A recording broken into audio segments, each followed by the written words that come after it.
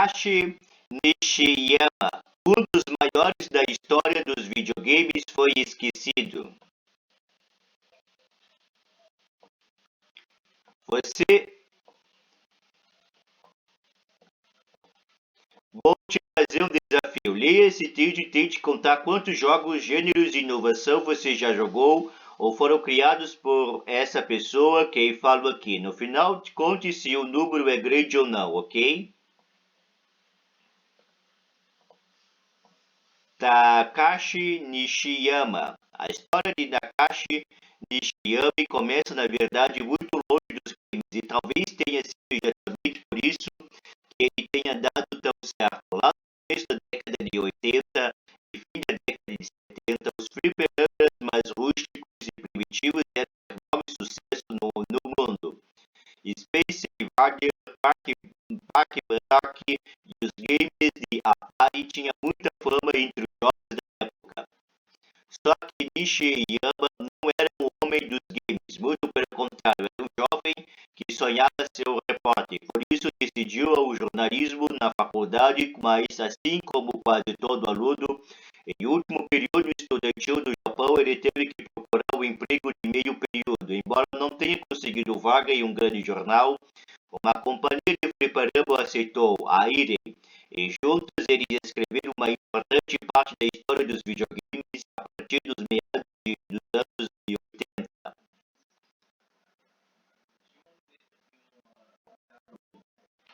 O presidente da empresa era um homem chamado Kenzo Tsujimoto, que você ainda não reconheceu, mas vai conhecer em breve. Certo dia, Kenzo decidiu incentivar a criatividade de seus funcionários, solicitando que quem quisesse criar um projeto de jogo qualquer, mesmo não sendo da área. Nishiyama aceitou o desafio apenas para praticar sua escrita, só que Tsujimoto gostou tanto das ideias do estagiário que convenceu o jovem Takashi a largar os anos estudando jornalismo para se focar em fazer games, o colocando como designer da Irem e ensinando tudo do zero. Não tinha como ser uma decisão a ser mais acertada, mas finalmente liderou um projeto à frente do design, a total desconexão com o mundo dos games e fez pensar fora da caixa. Como usar tecnologia muito limitada e arcaica do começo dos anos 80 para fazer um carro parecer que está se movimentando em alta velocidade? A resposta que Nishiyama encontrou para isso foi surpreendente, simplesmente não focando em movimentar o carro, mas sim movimentar o cenário em volta dele para parecer que está rápido sem realmente estar. Moon Patrol de 1982 trouxe uma das maiores revoluções da história, o efeito Parallax. O jovem fez 3 camadas do cenário do fundo e fez cada camada se mover em velocidade cada vez menores em acordo com a profundidade.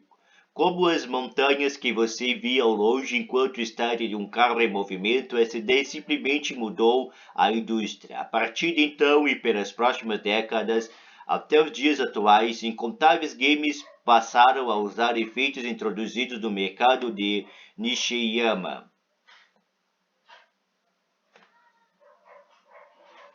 O nascimento do Beat em Up só tinha um problema. Apesar da revolução, Moon Patrol só se tornou um sucesso no ano seguinte e apenas fora do Japão. 1972 foi o ano de baixas vendas do arcades da Irem, e por isso o presidente Keizo Sugimoto teve que deixar o cargo de presidente da empresa no começo de 1983, o que não foi necessariamente algo ruim. Ao contrário de Nishiyama, ele era um grande entusiasta dos games e, enquanto trabalhava na Irem desde 1979, ele também era dono de uma outra empresa que construía máquinas de arcade.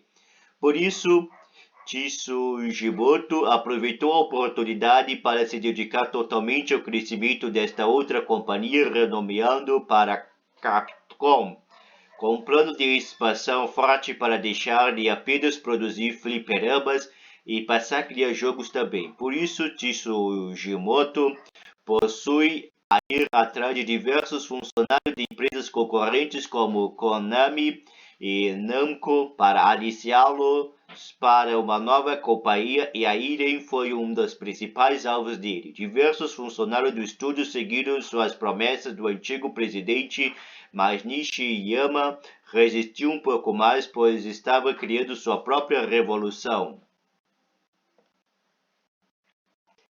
Ele foi ordenado a fazer o jogo baseado no então novo filme de Jack Chan chamado Spartan X no Japão e detonando em Barcelona do Brasil, mas ao invés de fazer como os jogos comuns à época, ele quis que personagem realmente fosse andando por aí batendo em todo mundo como no cinema.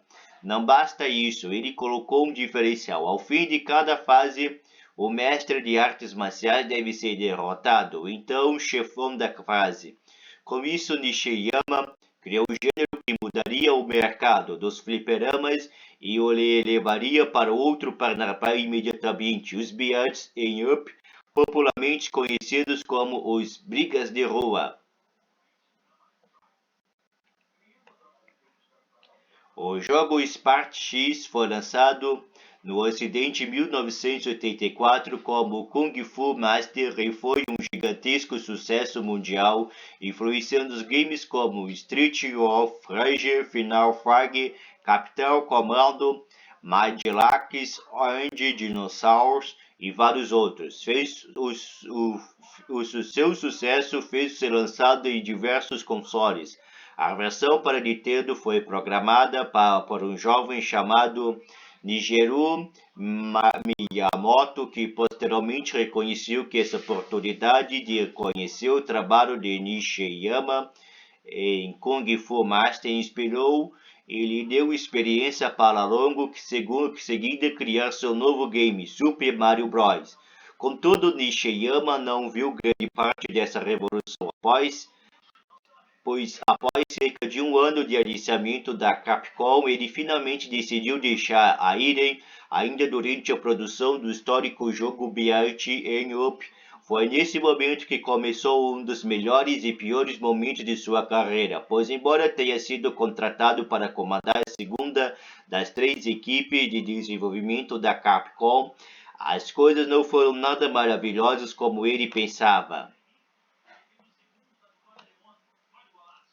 A forma de trabalho da Capcom sempre refletiu a forma de liderança de seu dono, Keizo Tsujimoto. Queria os melhores a todo custo e fazia tudo para que a criatividade deles fosse livre, desde que vendessem bem. O problema é que isso criava um clima de competição e rivalidade dentro da empresa. Por isso, ao mesmo tempo que Nishiyama tinha o dono da Capcom como um grande amigo, ele também tinha que lidar com certas pessoas dentro da companhia que dificultavam tudo, principalmente o supervisor que tratava muito mal desnecessariamente.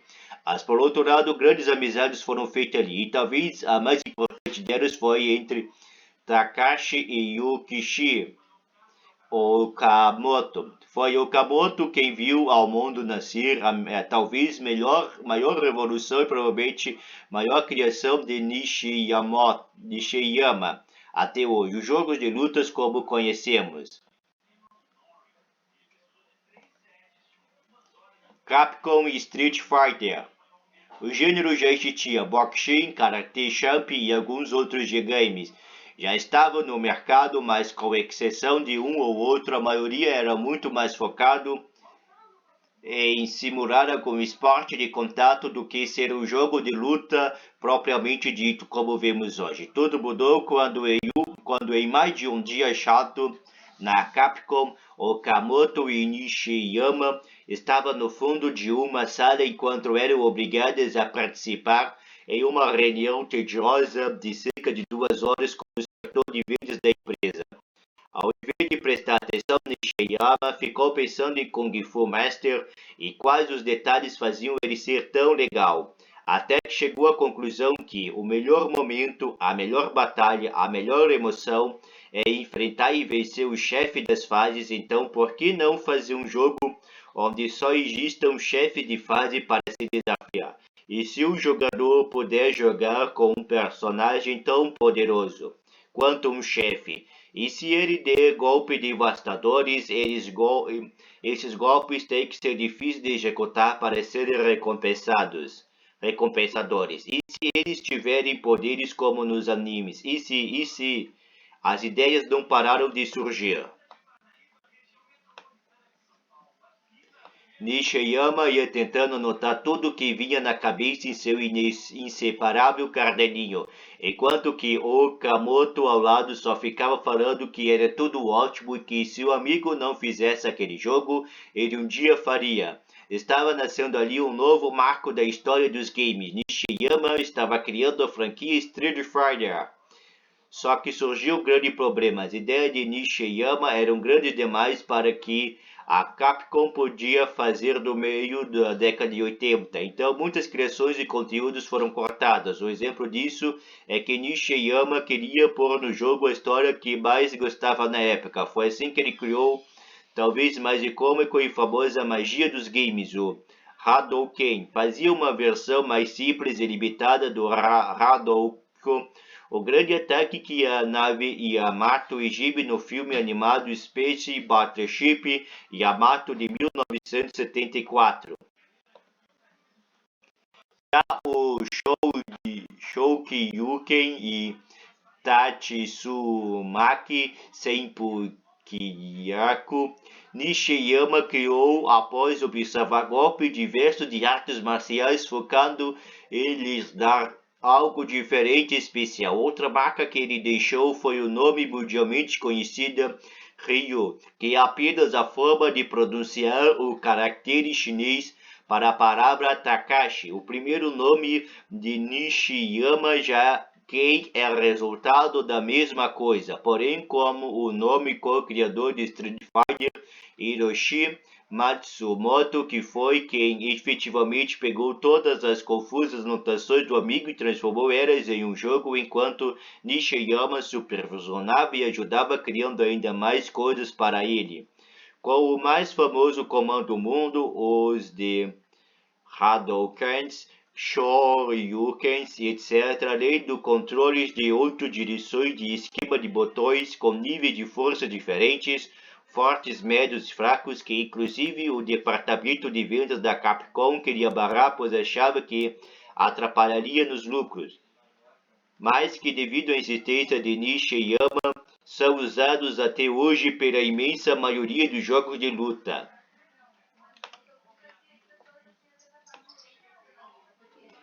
E é impressionante notar que Katashi Nishiyama criou todas as inovações quanto fazia Street Fighter nos arcades, ao mesmo tempo que supervisionava o novo projeto da Capcom para consoles, Mega Man, do qual ele foi um dos produtores, e foi logo após esse jogo que tudo começou a mudar.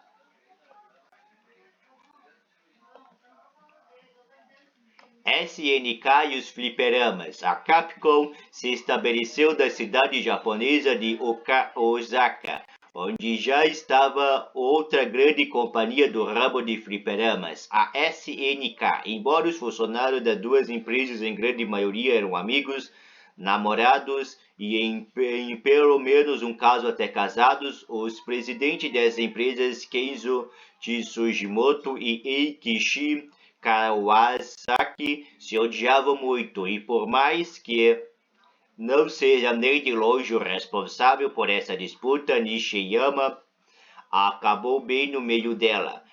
Tsujimoto era conhecido por contratar funcionários já prontos de outras empresas, mas após levar da SNK o prodígio da música Harumi Fujita em 1985 e mais dois executivos internacionais de vendas, a Capcom acabou sendo processada pela rival. Após anos de batalhas judiciais e trâmites sigilosos, a vingança pelo orçamento veio em 1988. O presidente da SNK, Eirishi Kawasaki procurou Nishiyama, que já estava muito insatisfeito com seu supervisor, e fez uma oferta irrecusável para tirar não só Takashi, mas também toda sua equipe da Capcom, para mudar imediatamente para a SNK.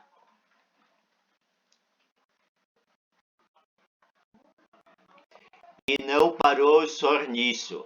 Kawasaki ainda fez o mesmo com vários outros funcionários da rival. Até o presidente da Capcom nos Estados Unidos da época ele contratou uma vingança e tanto que obviamente não foi nada bem recebida.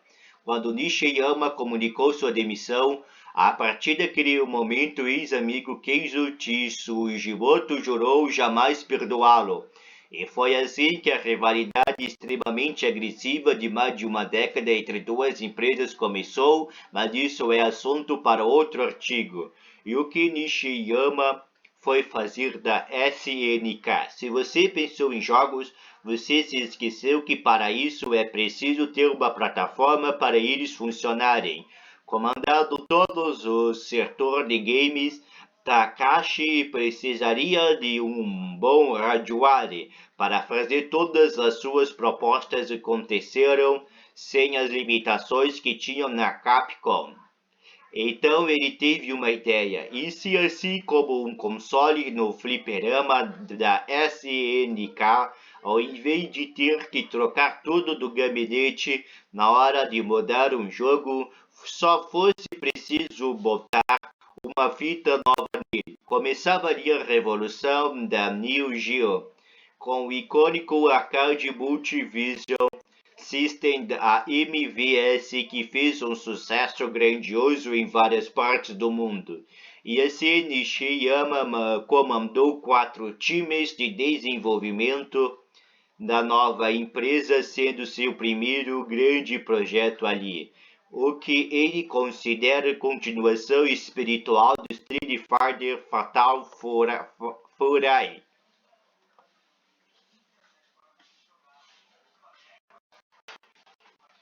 O game foi um sucesso gigante quando lançado, ele é literalmente tudo aquilo que Nishiyama queria fazer em Street Fighter 1 e um pouco mais. Tudo é mais grandioso, tem mais conteúdo, mais efeitos, cores, luzes, carisma e tudo. Mas antes do lançamento, um choque de realidade aconteceu. Takashi levou vários da equipe de Fatal Fury até o Ryakumata, Building e Umeda, Osaka, para espiar um teste público de um novo jogo da Capcom e, para a surpresa dele, Street Fighter 2, o World Warrior. E era esse game sendo produzido pelo amigo Yoshiki Okamoto, que havia dito antes que se Nishiyama não fizesse Street Fighter, ele iria fazer. Na ocasião, Okamoto até brincou dizendo que Nishiyama não conseguiria fazer tão bem quando ele fez, o que Nishiyama humildemente concordou, admitindo que se estivesse ainda com Capcom, o seu Street Fighter 2, nas palavras dele, seria Fatal Fury com Ryu e Ken.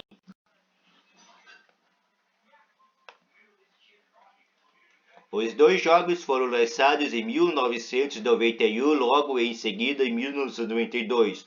O novo trabalho da SNK, produzido por Nishiyama, foi lançado. Art of Fighting trouxe várias inovações de gameplay do gênero, como especiais e barra de energia, sendo outra pedra no sapato da Capcom nas vendas, o que gerou ainda mais reações da Sugimoto, mas a SNK prosseguiu e deu um novo passo à frente quando o gênio Nishiyama teve outra grandiosa ideia. E se eles criassem um jogo juntando vários dos personagens mais queridos da empresa, uma espécie de All-Star em uma luta dos sonhos, unindo as franquias mais vendidas da companhia, ele criou uma nova, The King of Fighters. misturando tudo de melhor que a SNK tinha a oferecer. KOF se tornou outro sucesso mundial precedente, ainda maior que Fatal Fury, finalmente tirando o já cansado Street Fighter 2 e suas versões do topo das vendas nos fliperamas do Japão.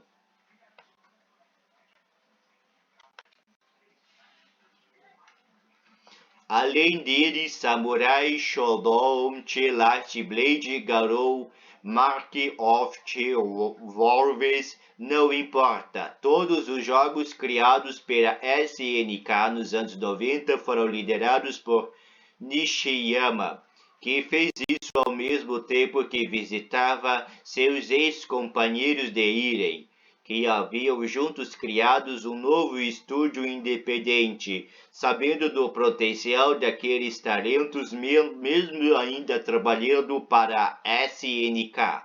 Ele ajudou eles a fazerem seus primeiros jogos e publicarem para Neo Geo. Pouco depois fez a SNK comprar o estúdio, se reunindo com eles oficialmente novamente após mais de 10 anos. Juntos, Takashi Nishiyama e a equipe Ejiren ajudaram a criar, expandir e fazer o sucesso Metal Slug.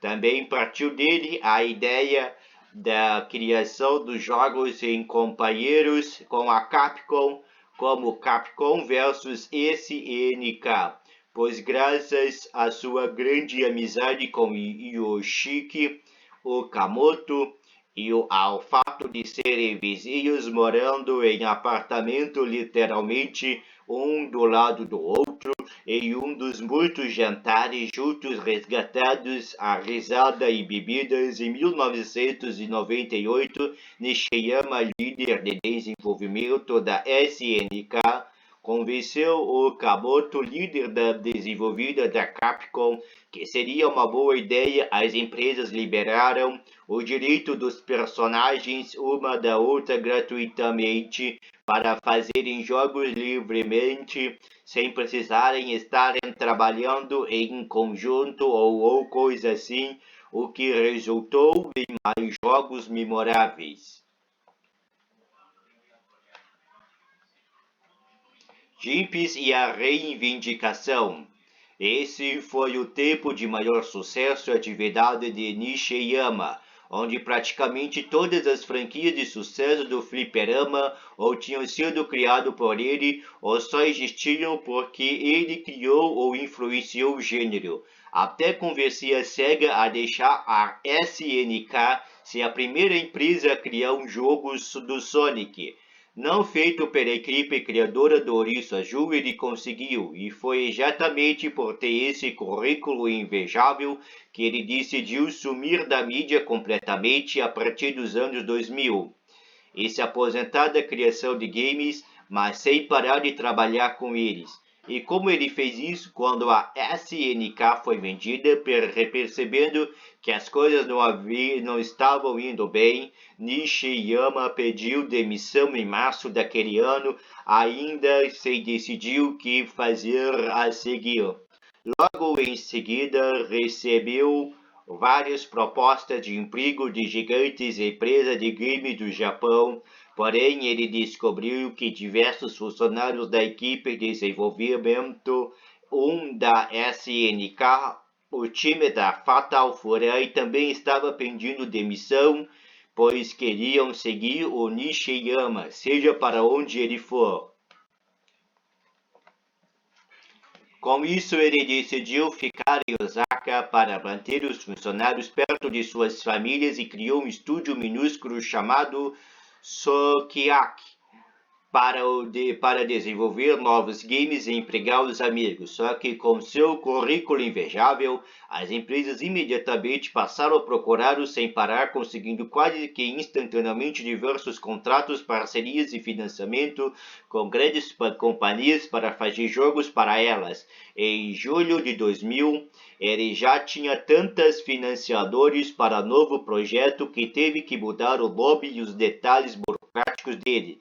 nascendo assim a digital multiplataforma, mundialmente conhecida como GIMPs, que mal havia começado e já tinha parceiros da Samai, Bandai, Sony e Sega, o que colocava no status de um dos maiores estúdios de apoio do mundo, mesmo antes de ter publicado um game sequer. Takashi Nishiyama nos GIMPs em 2011.